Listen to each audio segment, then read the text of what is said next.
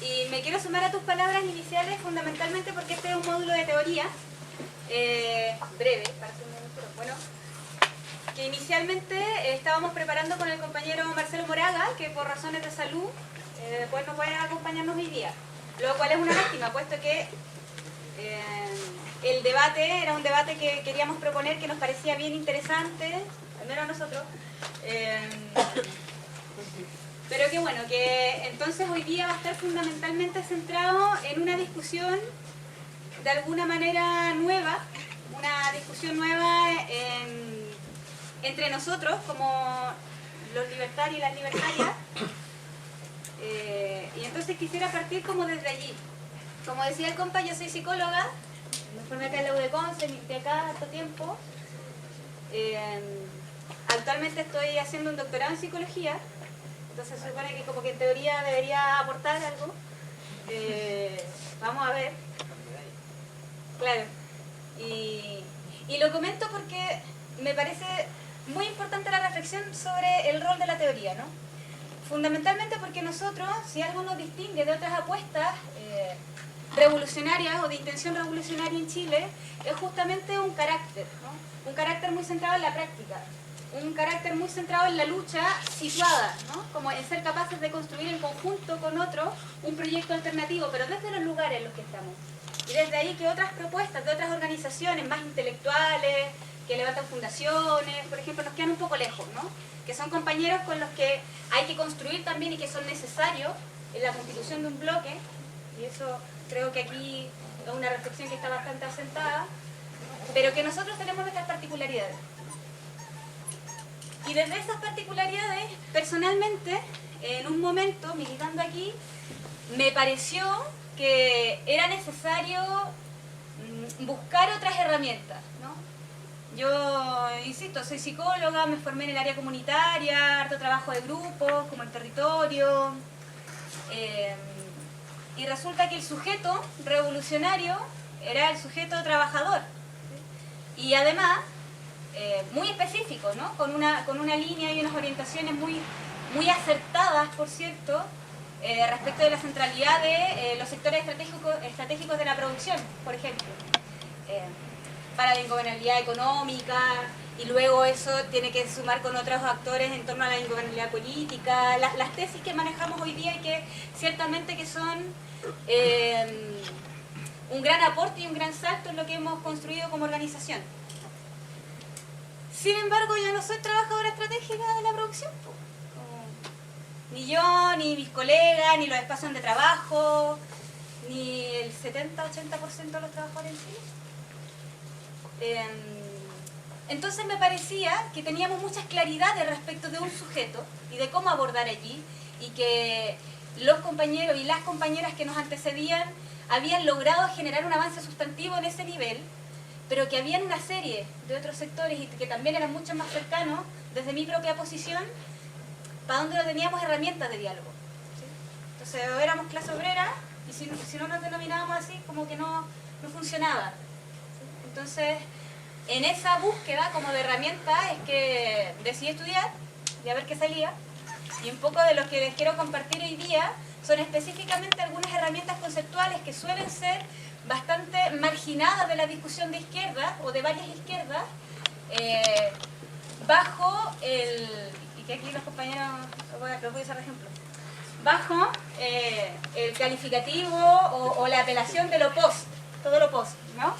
Como volvió posmoderna y ahora lucha de clase está en minúscula y discurso está en mayúscula, cosas así, que por cierto no había notado, ¿eh? Es una buena precisión. Te traicionó el subconsciente. Claro, me traicionó, o no. Y lo digo así porque creo que es importante que nosotros entonces volvamos a pensar que cuando hablamos de la teoría la hablamos necesariamente, no para ponernos ni etiquetas ni carteles de moda, cuando lo hicimos asumiendo, por ejemplo, el materialismo histórico y categorías centrales desarrolladas por Marx, siendo libertario y levantando la bandera libertaria, con todo lo que eso significó, ¿no?, para el resto del campo libertario.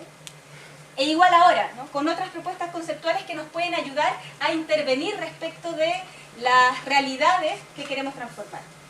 Y en ese sentido la teoría no es, creo yo, no es para establecer un debate intelectual de carácter ni ontológico ni epistemológico. Vale decir que no se trata aquí de que nos pongamos de acuerdo de qué es la realidad o de qué naturaleza es el conocimiento, que son preguntas filosóficas, ¿no? Que uno podría tener en la universidad y que está bien que se tengan.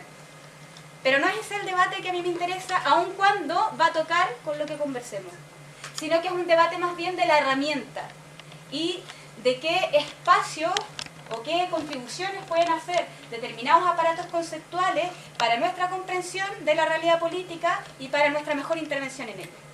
¿Sí? Así que esa es un poco la invitación de los compañeros también. Así que el título de hoy, o de este rato, es Lucha de clases, discurso y hegemonía. Así que voy a partir preguntándoles y, bueno, quienes me conocen esto se lo saben de memoria, ¿eh? Voy a partir preguntándoles, y esta es una pelotita que es la pelotita de los turnos de habla, ¿vale? El Janón le dice otra vez. Sí, entonces se las voy proponiendo para que vayan contestando y se la tiran luego ustedes a quienes quieran. ¿Vale? Va a partir la compañera.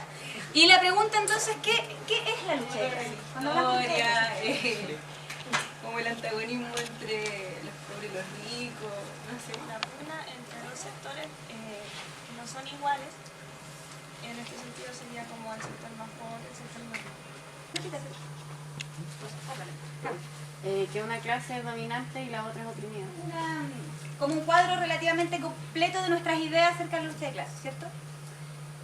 Y entonces otra pregunta. ¿Cuál es la composición de estas clases? De las dos clases antagónicas que vemos aquí.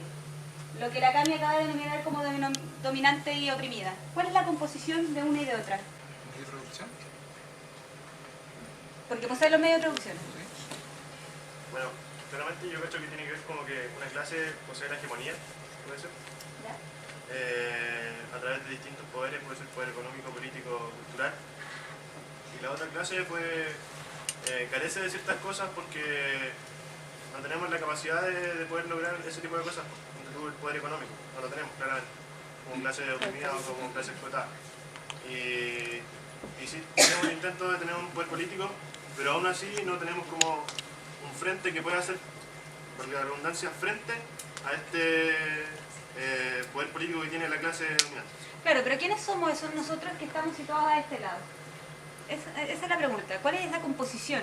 ¿Quiénes conforman ese otro lado? De trabajadores, estudiantes en su mayoría, hijos de trabajadores claramente. La clase de trabajadores, ¿no es cierto? Obreros, empleados,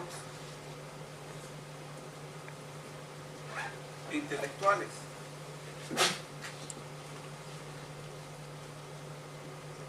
Que están bajo la dominación de quienes tienen el poder en general. El minoritario, el sector que tiene la hegemonía, como decía el compañero, son los que tienen el control político, económico, el monopolio de los medios de comunicación, de la violencia.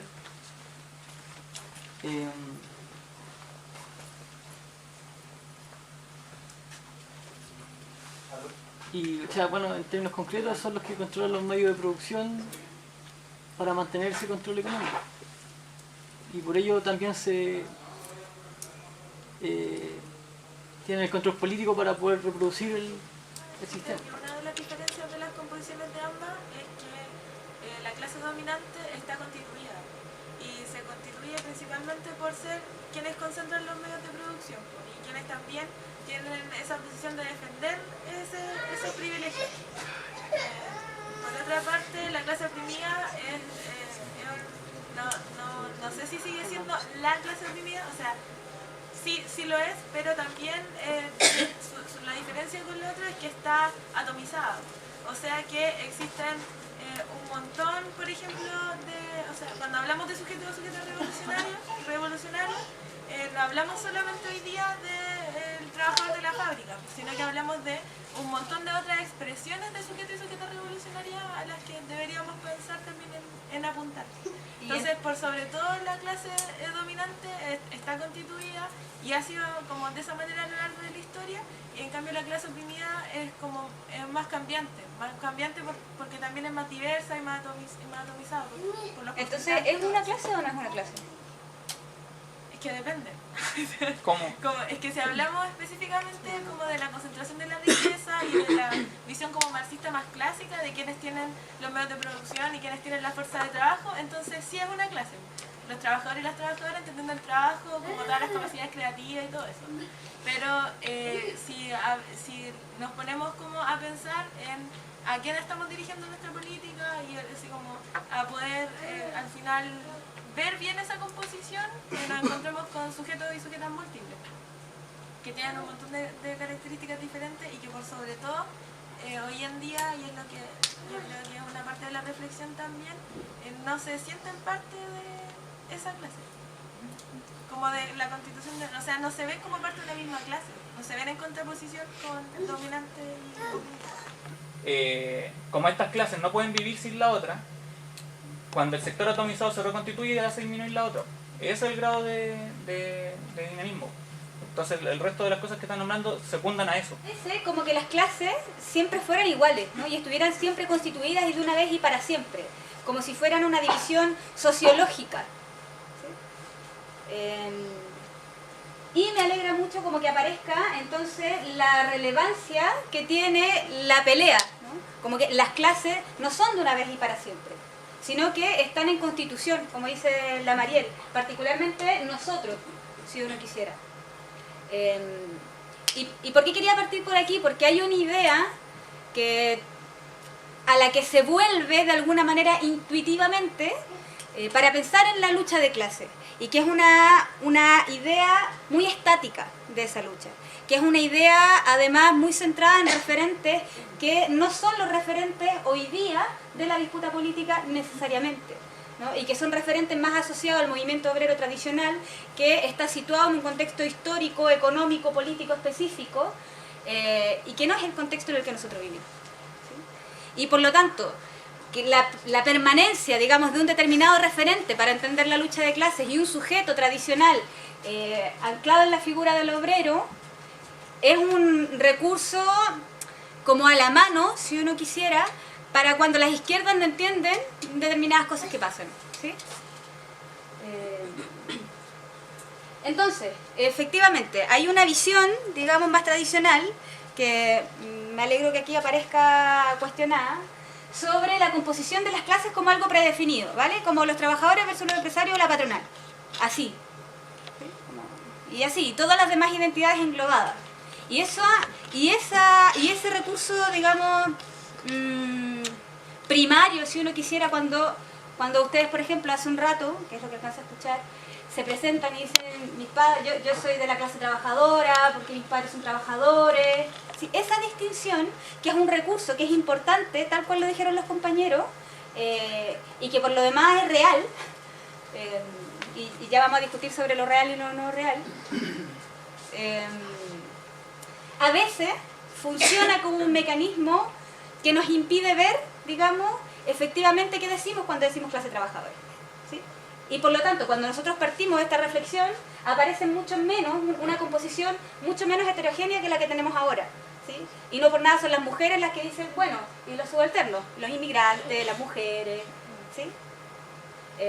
Por lo tanto, quiero partir desde ahí, ¿no? Desde una noción tradicional de clase, en la que lamentablemente la izquierda, de la que nos hacemos parte, permanentemente cae y que adolece de varios problemas. Primero, que está situada en un contexto que no es el contexto actual, en una época particular del desarrollo capitalista, industrial, que no es el capitalismo de hoy, y que estaba asociada fundamentalmente a esta distinción. Esta distinción estaba basada, por ejemplo, en el eje de la propiedad, casi de manera exclusiva, ¿sí? Lo cual es un problema, porque si bien es cierto que este sector o la clase dominante tiene el control de los medios de producción, también es cierto que en el nuevo capitalismo, en las nuevas formas de trabajo, post crisis de los 70, lo que hay también es una reorganización del trabajo que hace que ocupemos posiciones en las cuales no solamente vendemos nuestra fuerza de trabajo. Por ejemplo, la mayoría de los profesionales autónomos, ¿no? Y ahora que tiene un negocio en la esquina, ¿sí? Y esa señora no tiene patrón, ¿y qué no es de la clase trabajadora? ¿Sí? Entonces, el eje, por ejemplo, de la propiedad, que en determinado momento permitió, en un contexto situado, distinguir clases más o menos claras, si uno quisiera, es un eje que hoy día no sirve necesariamente para entender la actual composición o la posible composición en una lucha de clase, ¿sí? Porque el mundo del trabajo es más heterogéneo. Esa es una primera cuestión.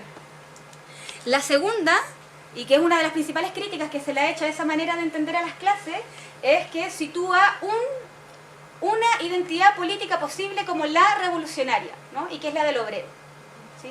De allí también que esa tradición haya tenido tan poca capacidad de diálogo con otras identificaciones políticas, también capaces de cuestionar la distribución desigual de la riqueza y del poder político, como es el caso de los múltiples feminismos, ¿sí? O sea, y esa es una pugna que se mantiene hoy día y que se nota también en nuestras organizaciones, aunque le estemos haciendo frente, ¿no? Justamente porque hay una idea de esta concepción más tradicional de la lucha de clases que subordina todo el resto de los enfrentamientos a esa lucha, ¿sí? Porque todo el resto de las contradicciones son secundarias. Aquí va a empezar a ponerse nervioso los caras. Acabo de pedir. Y ese es uno de los segundos problemas de los que adolece, ¿no? Porque no se trata de quitar centralidad al conflicto capital-trabajo, se trata de situar también la dimensión política de otras contradicciones, ¿sí? Y de otras posibilidades de identificación política que hoy día, por lo demás en el mundo, han demostrado tener una capacidad de movilización y de politización de distintos sectores sociales que no puede estar permanentemente subordinada a la capacidad de una clase obrera que tiene que dirigir una determinada revolución y el resto seremos sujetos como de apoyo en eso, ¿no? Y tercero, y esto es un poco como teórico si uno quisiera, pero bueno, es una clase de teoría, así que plantea una visión esencialista del ser humano, ¿sí? Y ahí la gente de ciencias sociales lo entiende, los que no lo voy a explicar.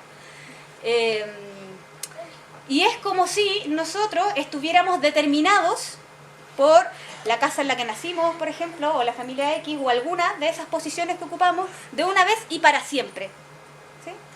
Entonces, lo que somos o lo que podemos ser está determinado por alguna de esas características y es inmutable. Y por lo tanto, necesariamente todos los trabajadores en algún momento van a tener que ser o estar situados aquí, ¿sí? Que es una concepción que también es muy cuestionable, ¿no? Y es cuestionable también porque, como decían los compañeros cuando hablaban, vale, yo soy estudiante, soy hija, soy madre, ¿y cuál de esas identidades, digamos, es la que sea un motor para la acción o la que permita que nos politicemos, o sea, la que en el caso de su respuesta dé la clave para el cambio de opinión política, no está determinado esencialmente? Hay otra gente, como nosotros, compañeros de ustedes, amigos de ustedes, hermanos de ustedes, que pueden ser adversarios en la lucha política, perfectamente, ¿sí? Porque su posición política no está determinada por una esencia última que está detrás de él y que no conoce, ¿sí? Ese es uno de los problemas también de esa concepción de las clases, que esencializa características y esa esencia y esa determinación, digamos, quita la posibilidad de poder o de agencia de la gente, de su toma de decisiones, ¿no? Y de la construcción de sus trayectorias de vida y etcétera, ¿vale? Entonces, el mundo es más complejo que eso. Y aquí empezamos a abordar un poco esa complejidad. Y insistiendo en que debe haberme saltado, pero no va a faltar, que soy muy estructurada. Quiero abordar un último problema de esta concepción, también para machacarlo harto, porque, insisto, aparece mucho en nuestros relatos, e insisto, sobre todo cuando no entendemos. Y es que desde esta visión de las clases y una composición más o menos clara de la clase trabajadora y de la clase patronal, ¿cierto? Los problemas o las cuestiones no esperadas no tienen capacidad de explicación. Por ejemplo, ¿cómo nos explicamos desde ahí la existencia de un obrero de derecha?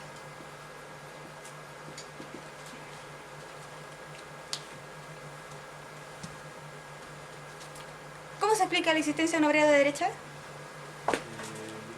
Trabajo de parte de alguien de derecha que trabajó para que... No sé si... ¿La izquierda hace trabajo? A ver, Sí, que también en términos como de la clase dominante, aparte de la concentración de un poder político y de un poder económico, también concentran como el desarrollo cultural también. Y dentro de eso se trabaja mucho con el sentido común de la sociedad, que es algo que la izquierda tampoco ha podido abordar. O también como en el proceso de constitución de esa clase oprimida. Entonces, en esos términos, el sentido común y el trabajo y la construcción cultural que genera la clase dominante también produce pasividad y falta de cuestionamiento o crítica al orden que impera. esa es la cuestión clave que yo quiero que abordemos hoy día. Como que tú diste en las palabras clave, si uno quisiera, cuando planteo esta discusión. Hoy día, al nivel de la disputa, se deja fuera cuando nosotros, frente a la incapacidad que tenemos de politizar los espacios donde nos encontramos, decimos, es que el problema es que aquí los compañeros no tienen conciencia de clase, hay falsa conciencia, en verdad están todos engañados, y llegamos a cosas tan comunes y tristes como esta. Esto está aquí. ¿Se ve, no? ¿Se ve? Bueno, igualmente el título es lo que me importa, lo demás es igual. ¿Y se alcanzan a ver las ovejas o los borregos? Sí. Bueno, esta es una portada del Punto Final, un diario que la mayoría de ustedes conocerán, muy de izquierda, de tradición de izquierda de intención revolucionaria, que no es de hace mucho, de hecho es de la edición, de la edición penúltima, la de la última quincena de marzo. Y como dice el título, una nación de borregos, plantea la pregunta. ¿Vale? Entonces, les quiero preguntar como a ustedes, ¿no? Como cuando nosotros planteamos esa pregunta y decimos, por ejemplo, qué es lo que dice la editorial, esta es la editorial del periódico, o sea, marca su línea completa, todo el resto de las noticias están tenidas por esta visión, ¿vale? Cuenta una historia, ¿no? A propósito del libro que se llama Una nación de borregos, que cuenta un periodo político particular en Estados Unidos, y la editorial dice: en Chile es hora de preguntarnos si nos estamos convirtiendo en borregos pastoreados por el duopolio político y mediático. Esto nos llevaría a renunciar a nuestros derechos y deberes de ciudadanía en una república democrática. Permitiríamos así que gobernaran sin contrapeso las grandes empresas nacionales y extranjeras y las pandillas de políticos corruptos que son sus devotos servidores. La actual crisis político-institucional cuenta con un aliado que le permite ganar tiempo y eludir el severo castigo que merecen sus responsables. El mejor aliado de la corrupción y de los abusos con la población es la indiferencia ciudadana. Editorial de hace un par de días que muestra, digamos, el malestar en el que nos encontramos y la incapacidad de la izquierda de convertirse en una alternativa posible, ¿no? Una alternativa propiamente tal. Entonces, pregunta, ¿de qué manera se caracteriza, considerando tanto como la portada, que es muy gráfica, ¿no? Dice mucho, y en el escaso texto que puse ahí, a la gente común y corriente? ¿Cómo se caracteriza allí a la gente común y corriente? Como borrego. Bueno, como borrego. ¿Cuál es la gracia de un borrego? Como la sumiso.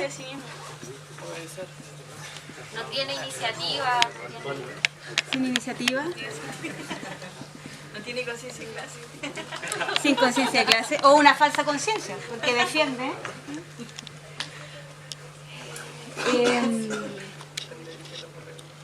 Y a mí me parece que esta es una cuestión muy relevante, ¿sí? ¿Por qué? Porque aun cuando nosotros en la reflexión... Uy, esto es como amenazante. Aun cuando nosotros en la reflexión política podamos decir, no, en verdad las clases están en disputa, no, en verdad el sujeto político es diverso y está en constitución, etcétera, muchas veces tendemos, frente a nuestra propia incapacidad, que es lo que pasa aquí, a interpretar, digamos, un Estado que no somos capaces de entender, porque no somos capaces de entender por qué, con estos niveles de deslegitimidad de la clase política, estos niveles tan abiertos de corrupción y la certeza que tiene nuestra gente, que tenemos nosotros mismos, de que nos están robando y de que lo van a seguir haciendo, no hacemos otra cosa diferente, ¿sí? Y esa impotencia recurre a este tipo de elementos, ¿sí? recurre a elementos del tipo falsa conciencia. ¿Sí? Y eso pues tiene múltiples problemas. El primero de ellos, si uno quisiera, es la caracterización que hace de nosotros mismos. ¿Sí? Porque esta es una caracterización que necesariamente despotencia. ¿Sí? Y es una caracterización que además pone en un lugar a quien habla. Al autor de ese texto, o sea, un autor colectivo individual. ¿Qué lugar ocupa el que habla ahí? Como de juez. ¿Es parte de los borregos o no es parte? No.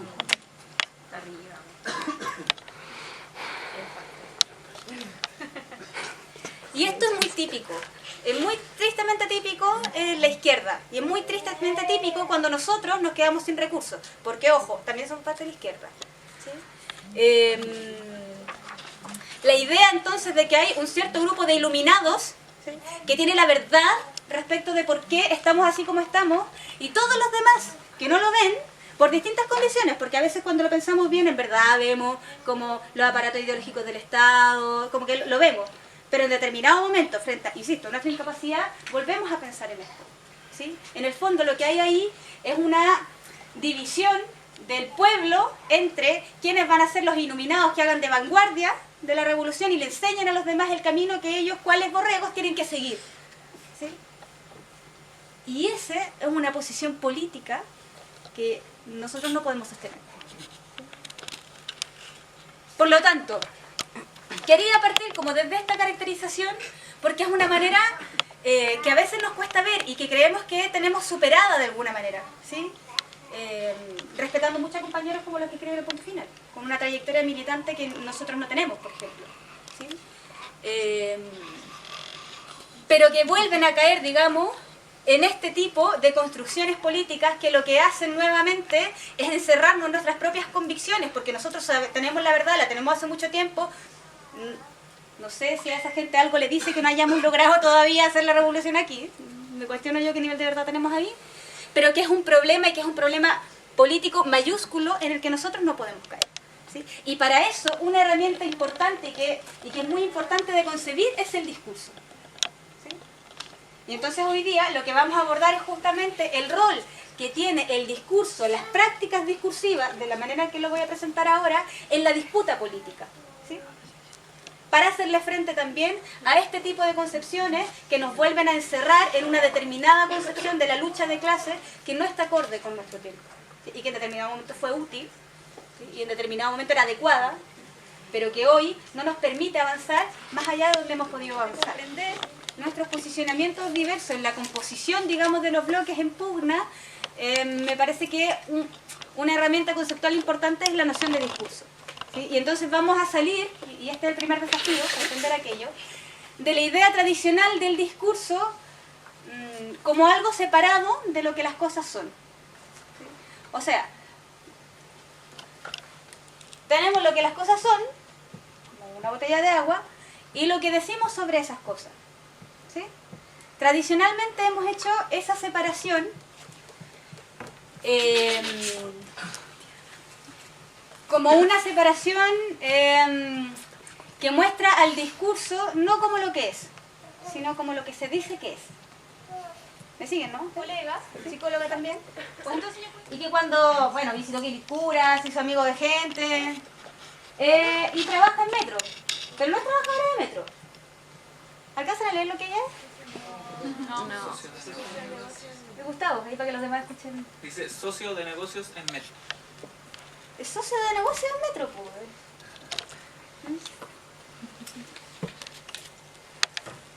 Ese tipo de apelaciones, ¿no? Ese tipo de formas de llamar a los trabajadores hoy día están muy extendidas, ¿sí?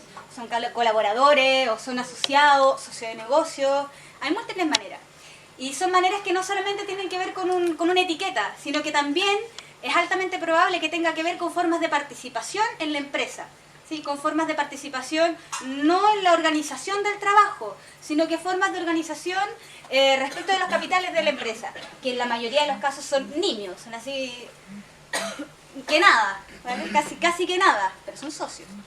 Hay una parte muy pequeñita de ese capital que tiene también en Metro. ¿Sí? Y entonces el problema de pensar que ella es una mujer que está absolutamente engañada, porque en verdad ella no es socia de negocio, ella lo que es una trabajadora que le vende su fuerza de trabajo al metro, ¿sí? Desde el área que sea que lo haga, pero eso hace. ¿Sí? Pensar eso no nos permite entender por qué luego ella toma posiciones políticas y al interior de la empresa y sociales y etcétera, que no se condicen con la idea de trabajador. ¿Sí? Y cuando ella hace eso, y por lo tanto, en el paro de los compañeros del metro, ella es de la gente que se cuadra con la dirección y que dice que no es posible, nosotros vamos a tener que identificar a los dirigentes que están aquí moviendo el asunto. Entonces, alguien muy tradicional de izquierda podría decir, sí, pero es que ella no reconoce su posición de clase porque también es una asalariada del metro y por lo tanto está engañada, no tiene conciencia de clase la compañera, falsa conciencia la wea. ¿Ven qué fácil es llegar a la falsa conciencia? Aun cuando estemos de acuerdo con la crítica intelectual a la idea de la falsa conciencia, es muy fácil llegar ahí. Y por eso es que más allá de lo epistemológico, es decir, si en verdad lo que decimos es la realidad o no lo es, más allá de eso, que eso ya lo estudiaron ustedes y verán, o sea, no me meteré ahí, es que el discurso, para estos efectos, tiene carácter de verdad. ¿Sí? Que para estos efectos, para el análisis político, para la comprensión de la realidad política y para la intervención en ella, el discurso tiene carácter de verdad. No hay una diferencia entre lo que una cosa es y lo que se dice de ella, porque lo que decimos de ella la va a constituir. ¿Sí? Y probablemente la constitución identitaria como sujeto laboral de esta persona no sea de trabajadora y se asocia. ¿Sí? Y entonces, insisto, más allá de que nosotros guardemos ahí en nuestro corazoncito que una asalariada, que no sé qué, el problema de hacer esa diferencia es que no nos va a permitir tener herramientas para intervenir sobre eso y para explicar cómo es posible que alguien, de acuerdo a sus condiciones objetivas, vale decir, fundamentalmente la dependencia y subordinación radical, porque eso es lo que somos los trabajadores o las trabajadoras, y si te despiden mañana te despiden, no importa que sea socio de negocio o que sea lo que sea, que te despiden igual. ¿Sí? Aun cuando guardemos eso, es importante comprender que para el análisis de la realidad, el discurso no se diferencia, digamos, de lo que las cosas son en última instancia. ¿Sí? Adquieren carácter de verdad, tienen efectos reales, permiten las identificaciones de uno u de otros modos. Por lo tanto, hay que tomarlas como ¿para qué nos sirve pensar que los discursos son construcciones como reales, ¿no? Que tienen efectos reales? Y así, y que se vincula con lo que decía la Cami antes, ¿no? Como sobre la producción cultural e ideológica de los sectores hegemónicos que permiten el consenso activo de las mayorías, ¿no? Aun cuando defendamos entonces por eso intereses que no nos son propios. ¿Sí? ¿No? Materias primas. En este caso, un determinado tipo de relación laboral entre ella y el metro, marcada por unas determinadas condiciones de empleo, unas determinadas tareas que tiene que realizar en la organización del trabajo, etcétera, ¿sí? Pero ese conjunto de materias primas no tiene una interpretación determinada, ¿sí? No tiene una única interpretación y que de por sí sea la correcta o la más veraz o la mejor, ¿sí? Porque de acuerdo a nuestras posiciones definiremos cuál es la mejor. Seguro que esa es la mejor para metro, pues. De eso no sé si alguno de nosotros tiene duda. Por lo tanto, esta es una segunda idea importante cuando nosotros queremos entender la naturaleza del discurso como productor o como una práctica social que tiene efecto, para avanzar hacia lo que tú acabas de plantear, como quién lo construye, cómo se construyen, cuáles son sus elementos, que es lo que vamos a ver a continuación. Entonces, primero, el discurso, asumir como el carácter de verdad de lo que se dice, porque tiene efecto. Esa es una primera cuestión, que es, en términos técnicos o conceptuales, si uno quisiera, terminar con una visión representacionista del discurso. La visión que separa lo que es de lo que se dice que es. ¿Sí? Terminar con esa visión es asumir que, por lo tanto, el discurso tiene carácter de verdad porque opera en la realidad social. Y la segunda es que no hay ningún conjunto de materias primas que por sí solo tenga una única interpretación posible, deseable, mejor. No hay una situación que tenga una única interpretación posible. Por ejemplo, en el caso de los terremotos, no hay una única interpretación posible de ese fenómeno. ¿Sí? ¿O sí?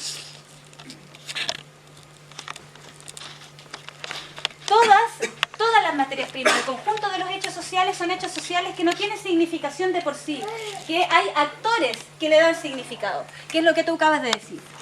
Los actores que le dan significado lo que hacen es producir discurso, y el discurso entendido no solamente como lo que hablamos, no solamente como el lenguaje, sino como el conjunto de actividades que producen un determinado sentido para algo. ¿Sí? El conjunto de actividades que producen un determinado sentido para algo es lo que vamos a entender como discurso. Y vamos a entender, por lo tanto, como carácter de verdad. ¿Sí? Porque es eso lo que nos va a permitir entender, por ejemplo, por qué determinadas materias son materias en las cuales nosotros no tenemos capacidad ni de incidir ni de poner nuestra opinión. ¿Sí? Y entonces, una de las características fundamentales para llegar hasta allí es comprender, tal cual lo dice el Pepe, que el discurso es una producción, y por lo tanto es una producción de actores. Y esa producción de determinados actores se hace en base a determinados intereses. ¿Sí? Cuando en los estados en los que nosotros vivimos y en los estados de hegemonía, en los momentos de hegemonía, lo que se invisibiliza es el actor que levanta los discursos. ¿Sí? Y aparece una idea, por ejemplo, del interés general. Y el interés general, por lo tanto, es lo que nos une a todos, y ese interés general, que es lo que nosotros tenemos que resguardar para construir un Chile desarrollado, que camina al bienestar, que siga siendo parte de la OECD, y etc., es una construcción discursiva que sitúa unos intereses particulares como si fueran los intereses de todos. Vale decir, unos intereses específicos de un grupo dirigente específico que ha logrado hacer que sus intereses sean el universal. ¿Sí? Esa visión lo que hace es eliminar justamente que alguien está construyendo esos discursos y por lo tanto eliminar la construcción conflictual de la realidad, eliminar el conflicto, despolitizarlo. ¿Sí? Se materializa, como dices tú. El tema es que todos estos discursos en algún momento en la práctica como que nos oprimen a veces. Tiro el rollo, por ejemplo, con la heteronormatividad, po. Como que todo lo demás que no está dentro de esa regla se invisibiliza, ¿cachai? Pero existe, po. Y ahí yo siento que está como el desafío, pues, también, como poder relevar estas cosas que no se ven. Por ejemplo, yo trabajo con economía solidaria y lo que hago con señoras es como ellas me cuentan así como sus prácticas asociativas, que de repente no tienen que ver con plata, ¿cachai? Y esas prácticas asociativas, como relevarlas, yo siento que son cosas que se escapan como de este sentido común, pero están y lo tensionan siempre. Sí, de todas maneras, o sea, el sentido común instalado no es la verdad.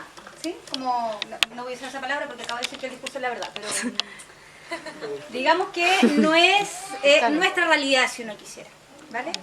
Y justamente estamos cuestionando el poder del discurso para construir una realidad con efectos reales, materiales, aun cuando uno sienta que esas no son sus condiciones, ¿sí? Aun cuando haya mucho más, por ejemplo, de verdades o de realidades o de situaciones que lo que muestra el discurso oficial acerca de Chile, ¿sí?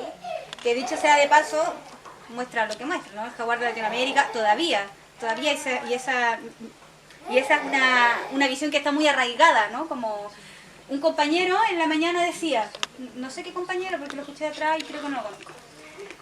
Claro, nosotros vemos, a otros países como tercermundistas cuando en verdad nos superan en calidad de vida, no sé qué. ¿Sí?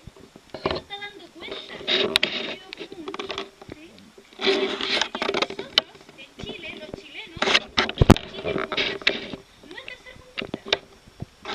Es un sentido común compartido, está puesto allí, ¿sí? Aun cuando nosotros salgamos de aquí y veamos cómo toda la gente se está inventando, además de sus trabajos formales, no sé, hace sushi, tu hermano prepara sushi, la señora de la esquina sale a vender otras cosas, luego alguien está haciendo costura, sabéis que tengo mi microemprendimiento y hice no sé qué.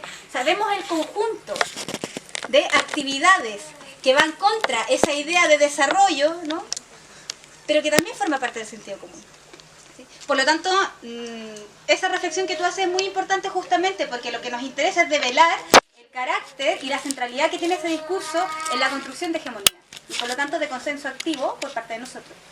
¿Sí? Y una de las características políticas entonces en las que tiene que tener el discurso político para hacerle frente a esa hegemonía que lo que hace es naturalizar el actual orden de cosas y desconflictuar la realidad, poner la idea de que todos somos chilenos y en Chile pues celebramos el 18, nos vamos más temprano para la casa cuando hay partido importante y todos salimos a celebrar a Plaza Italia y no somos un país con conflictos, ¿sí? Y todos nos ponemos la camiseta cuando queda la cagada, que es más o menos generalmente, y ayudamos a la gente que se les cayeron las casas, ¿cierto? Porque somos solidarios.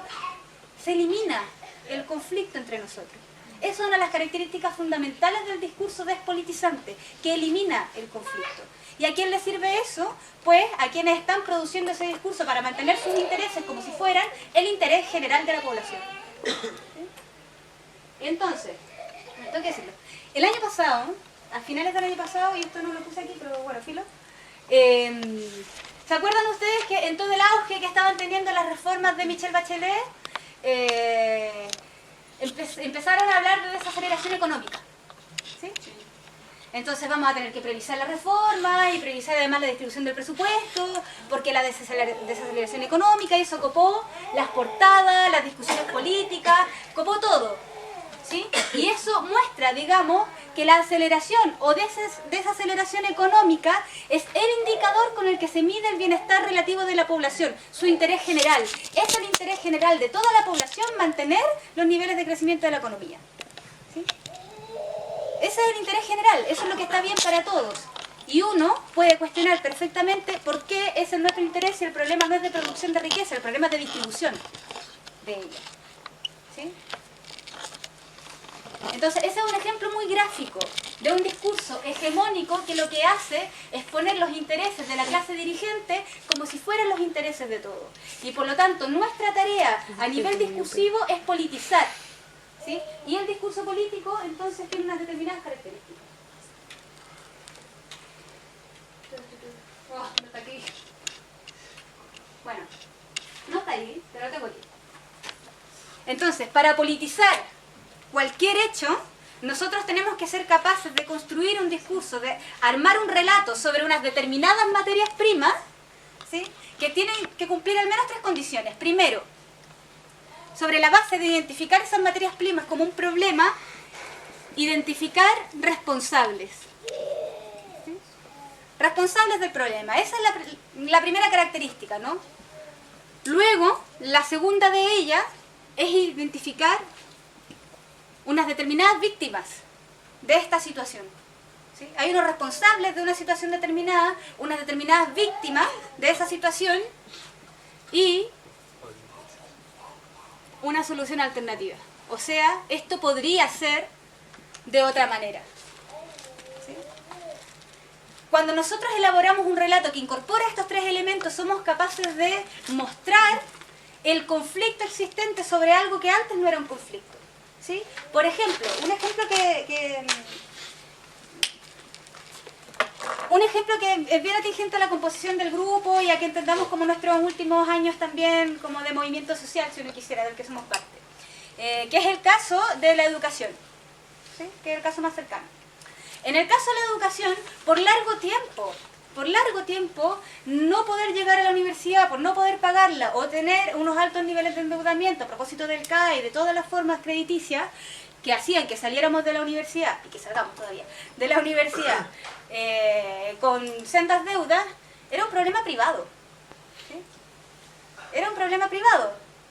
Y era una lástima, pucha, tenéis que pagar el crédito y en verdad todavía no encuentro pega, puta, qué mala suerte, ¿no? Como, puta, qué pena, ¿cachai? Una situación que es un problema privado, particular, que cada uno resuelve consigo mismo y en el mercado, puede ser una situación que se transforme en un problema político si es que nosotros somos capaces de desarrollar un discurso que lo politice, ¿sí? Y eso es lo que pasa en determinado momento y del cual el FEL particularmente juega un rol fundamental. Y es decir, el problema es un problema de financiamiento estructural de la educación, que es un problema más amplio, que no solo tiene que ver con el financiamiento, ¿no? Pero que la educación no es un derecho y por lo tanto se entendía como un bien de consumo que cada uno de nosotros tiene que pagar. ¿Sí? Ese es el problema. Y ese es un problema insostenible. ¿Por qué? porque resulta que impide el desarrollo efectivo de nuestro país. ¿Sí? Entonces hay un problema, y el problema es que la educación en Chile es muy cara, ¿sí? Porque está asociada a un determinado modelo. ¿Sí? Los responsables de eso se identifican claramente en los cambios a la Constitución del 80, que es como donde siempre nosotros identificamos responsables, y luego los mantenedores de ese orden. Ellos son los responsables, y hoy día, mediante una legislación que cambie esa regulación, es posible que nosotros tengamos la educación efectivamente como derecho garantizado por el Estado. ¿Sí? Hay unos responsables, hay unas determinadas víctimas, y empiezan a salir el nivel de endeudamiento de los jóvenes, el nivel de endeudamiento de las familias, la segregación que produce lo caro que es la educación en Chile y esta forma de entenderla entonces, y una solución alternativa. Hay un montón de países además donde la educación todavía sigue siendo un derecho garantizado y nosotros deberíamos avanzar hacia recuperar esa lógica de educación que en determinado momento tuvimos. Hay unos responsables, hay unas víctimas y hay una solución alternativa. ¿Sí? Y cuando este discurso es capaz de generar unas determinadas identificaciones alrededor de él, es un discurso que politiza. ¿Sí? Y eso es importante, que este es el discurso político. El discurso político, entonces, que es capaz de hacer esto en un relato que hace sentido, lo que genera son nuevas formas de identificación. Vale decir, a partir, y guarda aquí identidad, que es lo que decía el Gustavo delante, ¿no? Que en la composición de las clases la identidad es una cuestión importante. Que cuando nosotros somos capaces de politizar un tema, lo que estamos favoreciendo es que se produzcan procesos de identificación, ¿sí? O alineamientos diferenciales. Vale decir que frente a este problema algunos nos pongamos a favor y otros en contra. ¿Sí? Cuando nosotros somos capaces de constituir cualquier conjunto de materias primas sobre esta base de amigos, enemigos o adversarios, nosotros lo que estamos promoviendo es el ejercicio de politización, ¿sí? Y de construcción entonces de los bloques que van a disputar. Y esto es súper importante. ¿Por qué? Y retomando la primera discusión. Porque las clases no están previamente compuestas. La lucha no es en el enfrentamiento necesariamente. La lucha también es por constituir los bloques que se van a enfrentar. ¿Sí? Cuando la Mariel decía, el problema es que los que estamos de este lado no estamos constituidos, justamente lo que hay es que hay que desarrollar procesos de identificación política que nos obliguen a tomar parte, que nos obliguen a tomar lugar, que frente a un determinado problema, con unos determinados responsables, unas determinadas víctimas y unas determinadas posibilidades, tú tengas que elegir dónde te pones. ¿Sí? Y un discurso efectivo, en estos términos, es un discurso que logra interpelar y que logra hacer que tú sí o sí tengas que tomar parte en uno. El discurso, por lo tanto, tiene que ser capaz de politizar. Politizar, entonces, es hacer emerger el conflicto, hacerlo visible. ¿Sí? Y frente a ese conflicto de intereses, ser capaz de generar alineamientos diferenciales o toma de posiciones, identificaciones. ¿Sí?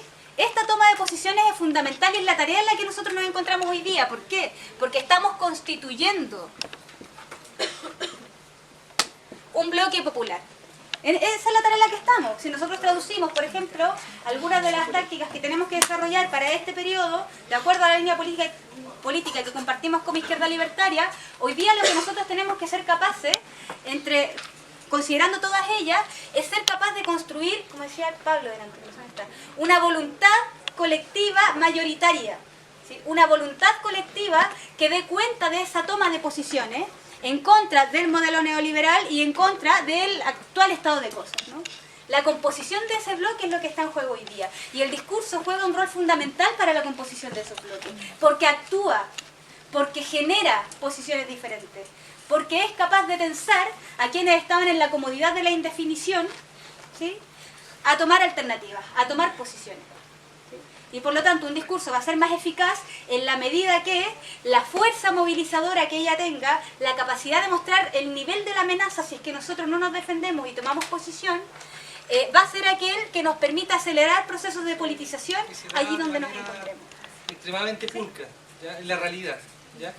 Por ejemplo, cuando emerge un discurso político, ¿ya? Va a decir, contrario que lo que tenías tú y cuál es la solución, cuáles son las víctimas, por así como decía la Carol, está bien planteado de esa manera.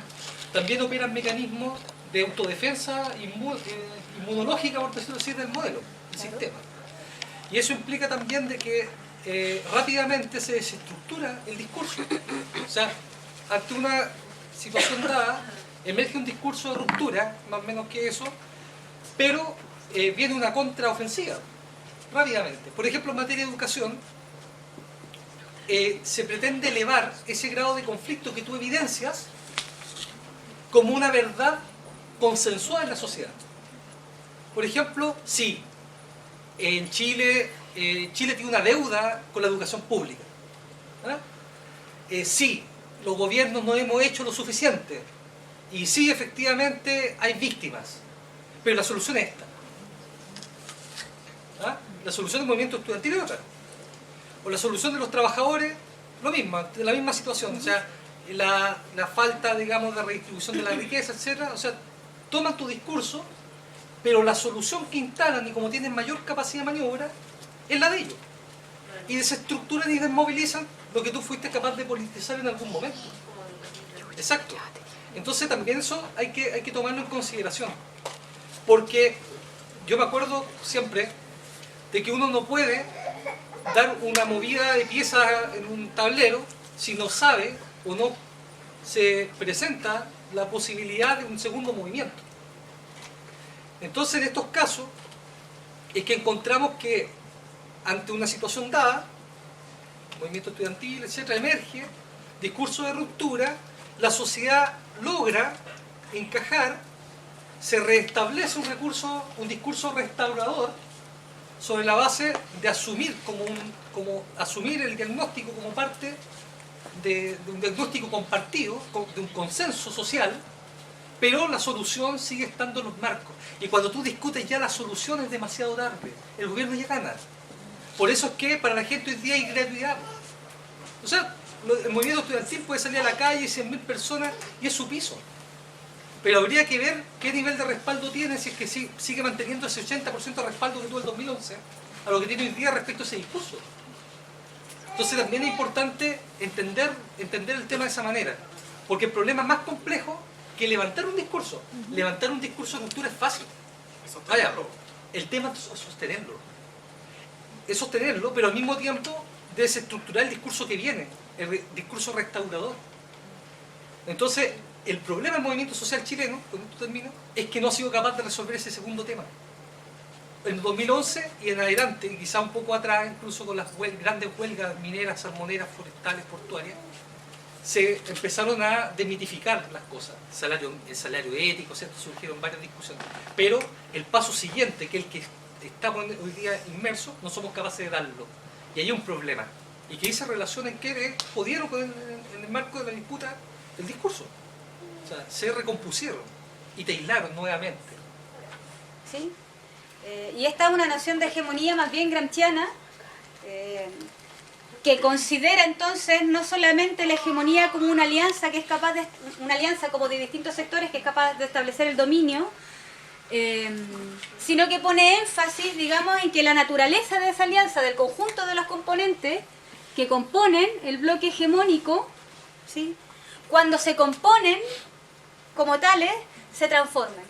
¿Sí? Que cada uno de los elementos por separado es diferente de la constitución del bloque. ¿Sí? Porque hay una cuestión diferente cuando nosotros establecemos una alianza federativa, por ejemplo, la última alianza hacia la FEC. ¿Sí? Cada uno por sí mismo puede mantener sus identidades, pero como proyecto, cada uno es una cosa diferente dentro de él. ¿Sí? Se ve modulado, se ve enriquecido, se ve transformado por su presencia en un bloque junto con otro. ¿Sí? Y esa es una idea central para esta discusión por varias razones. Primero, ¿por qué? Porque, si ustedes recuerdan, Gramsci plantea que la hegemonía es una mezcla entre dominación y seducción o consenso. ¿Cierto? Dominación propia de el grupo que tiene, como alguien decía al principio, el monopolio de la violencia a través del Estado, ¿sí?, además del control de los medios de producción, pero que no solamente ejerce su poder por coacción, sino que también lo ejerce por seducción. Por lo tanto, en el caso de Chile, que hay una situación hegemónica en la cual el bloque en el poder tiene ambos elementos. Tiene la dominación propia del Estado y sus aparatos, pero también tiene el consenso activo por el conjunto de los medios masivos de comunicación, de la entrada y del tipo de entrada que se produce, de la tecnología, por ejemplo, por el conjunto de dispositivos armados para que nosotros queramos mantener esta forma de vida. ¿Sí?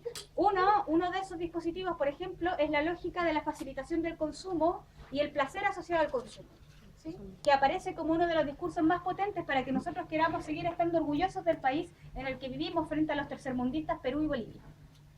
¿Sí? Porque ahí el eje fundamental es la idea del consumo, que podemos consumir. Y eso seduce, ¿no? Y eso genera un determinado consenso. Entonces, como dice Oscar, para mantener la hegemonía, este grupo, en un caso como en el nuestro, en el caso del movimiento estudiantil o de otros, que lo que están haciendo el movimiento estudiantil es establecer determinadas demandas, ¿sí?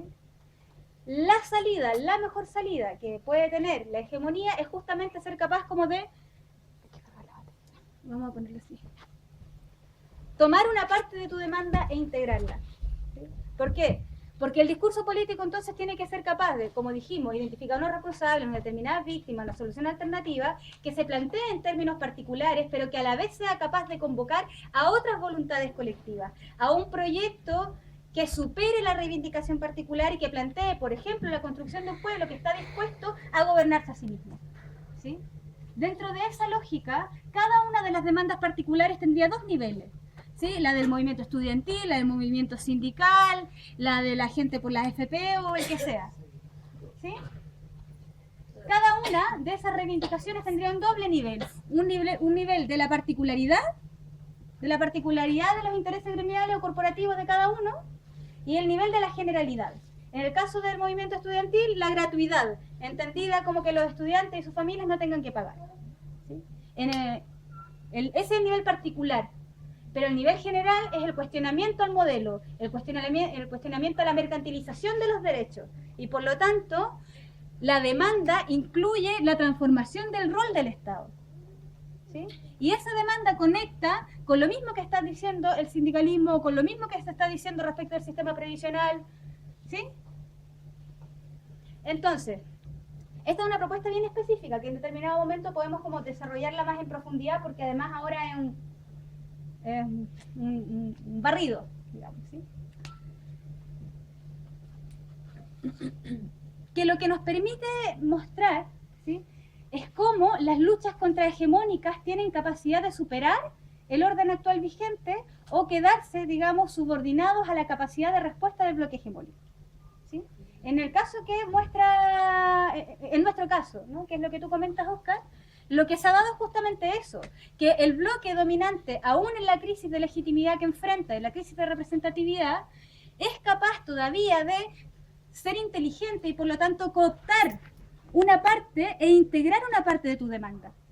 ¿Sí? Y eso lo hace en el caso del movimiento estudiantil y lo hace también en casos anteriores como en el caso del sistema previsional. Y por lo tanto en 2008 se establecen nuevas subvenciones para los ancianos, etcétera. Entonces incorpora una parte, la parte particular de la demanda, y por lo tanto despoja a la demanda en su conjunto de su carácter de crítica general. La despotencia. ¿Sí? Cuando eso pasa, lo que nosotros estamos viendo es justamente una hegemonía, o un bloque hegemónico, que es capaz de realizar lo que Gramsci denominó una revolución pasiva.